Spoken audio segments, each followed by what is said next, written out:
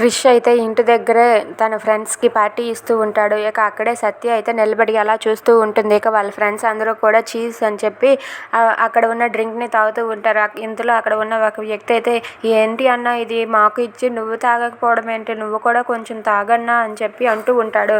అది విని క్రిష్ అయితే సత్య వైపు చూస్తూ సత్య దగ్గరకు వెళ్ళి, ఏంటి సంపంగి, నన్ను కూడా తాగమంటావా, నువ్వు ఒప్పుకుంటావా అని చెప్పి అంటూ ఉంటాడు. అది విని సత్య అయితే ఏం మాట్లాడకుండా మౌనంగా ఉంటుంది. ఇంతలో అక్కడ ఉన్న ఒక అబ్బాయి ఇలా అంటూ ఉంటాడు, ఏంటి వదిన ఇది, అన్నకు నీ మీద ఎంత ప్రేమ ఉంది, అలాంటిది నువ్వు అన్నకి ఇలాంటి పనులు చేయొద్దు అని చెప్పావా, అన్నకి ఇదంటే ఎంత ఇష్టం నీకు తెలుసా అని చెప్పి అంటాడు.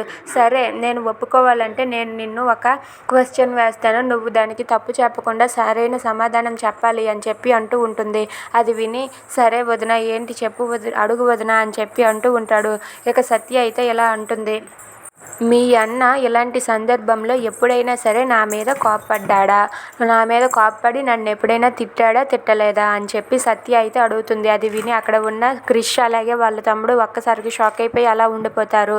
If you like this video please like, share and subscribe.